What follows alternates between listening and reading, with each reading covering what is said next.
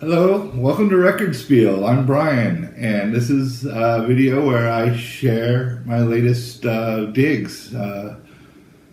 Records, sometimes books, sometimes CDs, cassette tapes, really anything.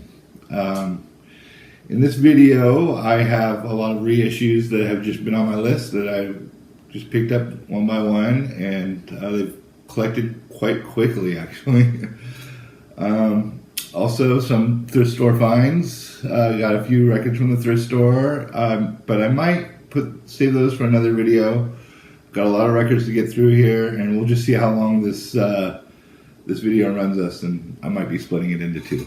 So, without further ado, let's just dig in. All right. All right. Starting off with Radio City by Big Star. This is their sophomore album, and this was released in 1974 on Ardent Records in Memphis, Tennessee, and this is the band's follow-up to their debut #1 record.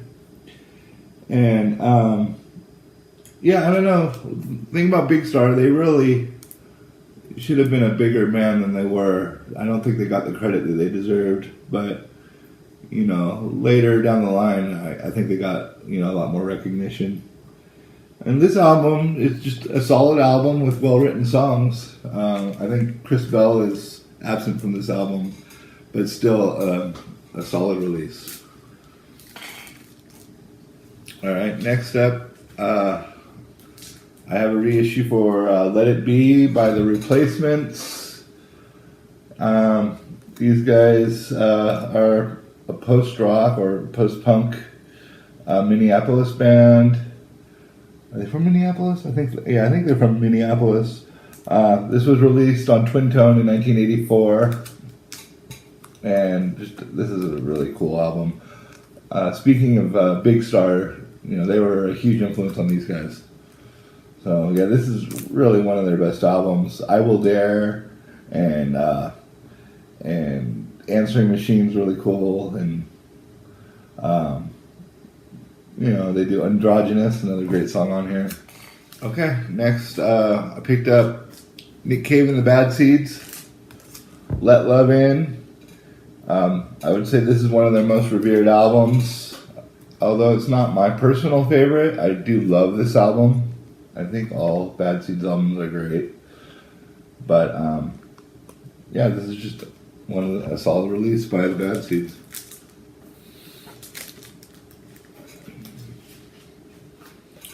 Okay, next up I have Bauhaus, In the Flat Field. This is their debut record, released on 4AD in 1980. This is really an essential post-punk record. And it's very atmospheric. Peter Murphy's vocals are very theatrical and dramatic, and matches well with Daniel Ash's heavily distorted guitar. All right, next up we have a sophomore studio album by American indie rockers, Parquet Courts. And this was released in 2012 on frontman Andrew Savage's label Dole Tools Records. And these guys are a New York band, but they come from Texas, and you can hear the spirit of New York in their music. Like previous New York, but not quite from New York bands, like Sonic Youth and even the Velvet Underground, they embrace the culture and the sound. Their songs are catchy and freewheeling. I'm looking forward to digging into more of their records. Alright, so 1960s Jamaica, during the first wave of ska and rocksteady, Toots and the Maytals came about around 1966, and this is their 1974 release, In the Dark. And this was released on Island, although it was originally released in the UK and Jamaica on the label Dragon. Dragon Records. So this is a really uplifting record. You know, lots of song about praise and celebration. So just a, you know, nice fun record to listen to.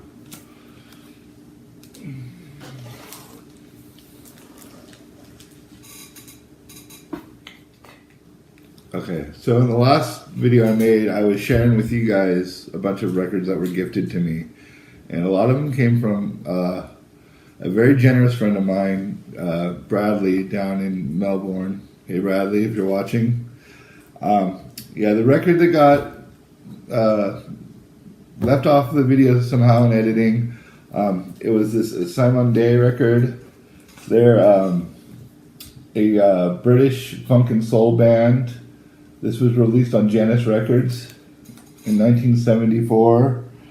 And yeah, I mean, these guys, man, they've got influences coming from all over the place. And there's, you know, some reggae, Afrobeat, funk, and soul going on. The polyrhythms and the heavy bass, you know, deep bass grooves make it a really enjoyable listen. And you know, you think bands like Fela Kuti, and you get an idea of what's going on here. So yeah, again, thank you so much, Bradley, for this record. I dig it. Oh, I wanted to show also. This is a reissue that comes on this blue vinyl.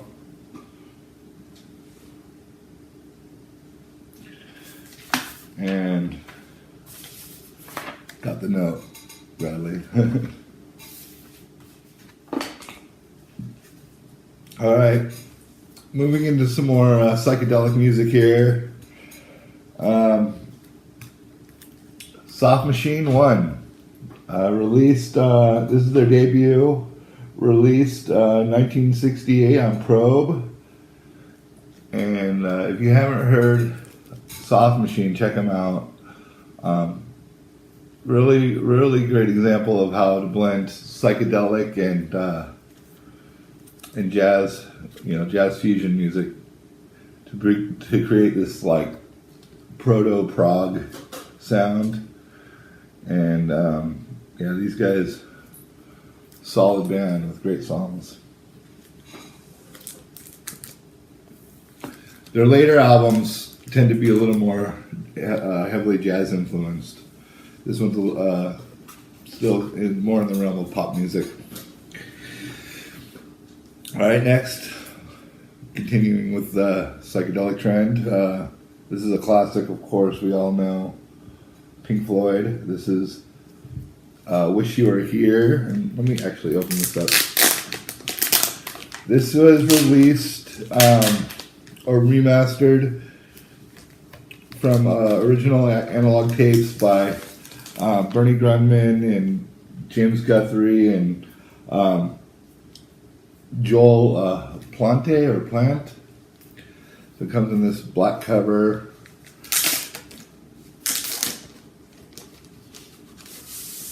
And then, of course, you know, this is the cover that we all recognize.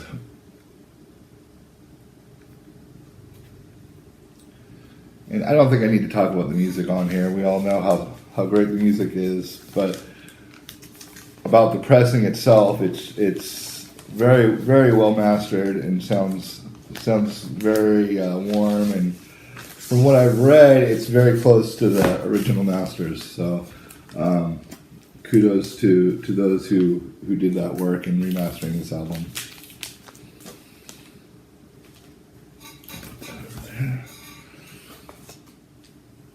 All right, next, along the lines of Pink Floyd, we have sophomore solo album by Syd Barrett. This is just called Barrett, and this was released on Harvest in 1970. This was the second and final studio album, Opal being a compilation.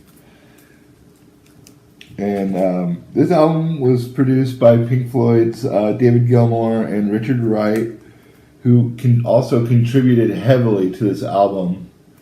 And from what I've read, working with Syd Barrett was really difficult.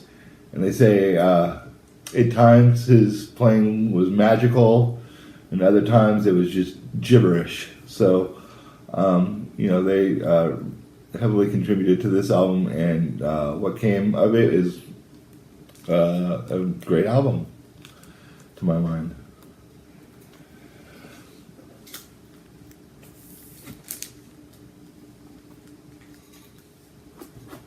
All right, next up, I have the latest EP from Kamasi, Washington, Harmony of Difference. And this is a 30-minute EP, and every bit as engaging as, his 2015 release, The Epic, which was 3 discs, 3 hours long, and, it's a lot to commit to if you want to listen to the whole thing. So I would definitely recommend this as an introduction to Kamasi, Washington.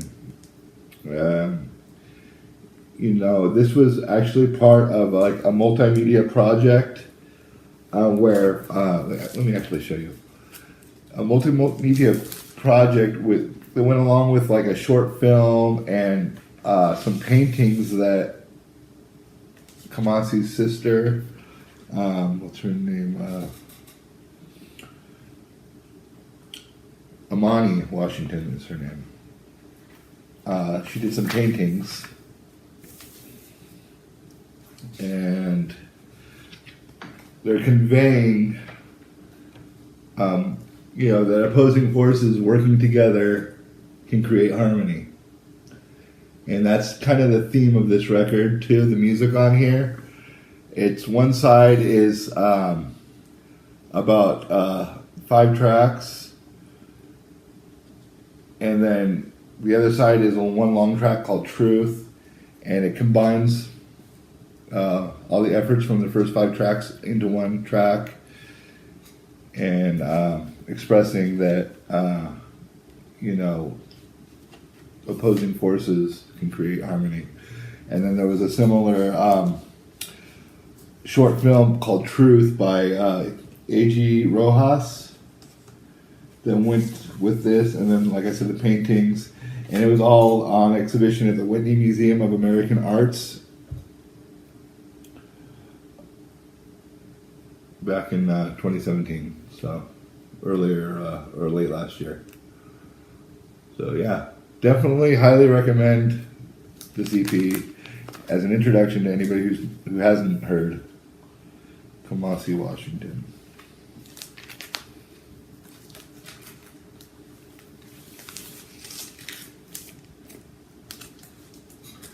And you can pick it up for $10, so it's not a big investment. All right, where are we at? Moving on to a debut by Tropicale album Os Mutantes. This is a Brazilian Tropicale band. This was released on Polydor in 1968. And this album converges the psychedelic music coming from the U.S. and Britain with their traditional roots. And, you can even hear influences of French pop. And, with all the sounds on this record, the bells, the horns, the heavily distorted guitars, it really makes for a unique, enjoyable listening experience. And yeah, it came with a CD because that's what the Dig-a-Log with Lilith releases do.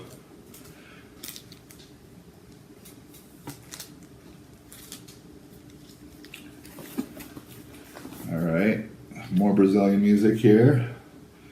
Gilberto and Jobim.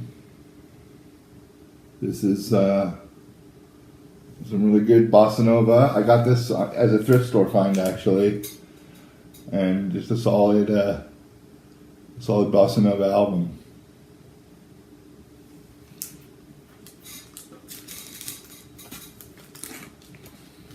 I haven't heard this yet. I am familiar with Herbie Mann, but haven't listened to this, haven't spun this yet. But this is Memphis Underground. Don't know too much else about it as of yet.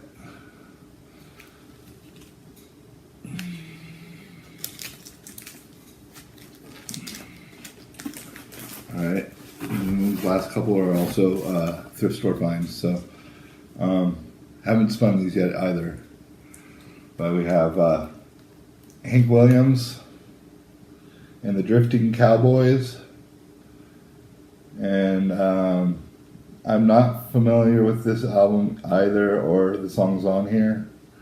Alone and Forsaken, Tennessee Border, Beyond the Sunset, Too Many Parties, Too Many Pals, Wedding Bells, I'll Be a Bachelor Till I Die, Rockin' Chair Money, I'm Free at Last, Rock My Cradle, and I Heard That Lonesome Whistle.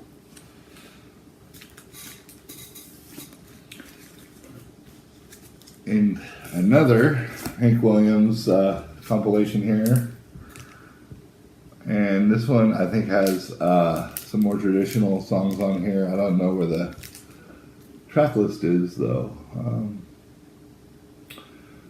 But yeah, I think on this one there are some more of his traditional songs.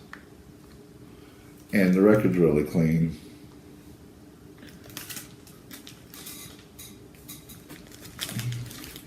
And then last, I have this thrift store find here, Sinatra's Sinatra.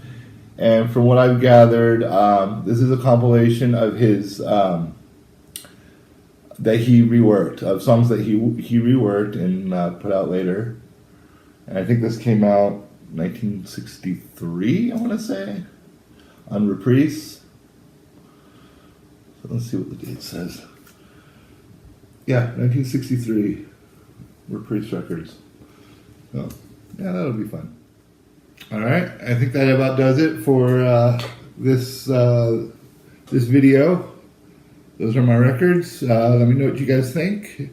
Let me know if there's anything in there that you liked. And I'm really having fun making these videos. I want to keep doing it. So, yeah, please like it, share it. Yeah, we'll see you next time. Thanks.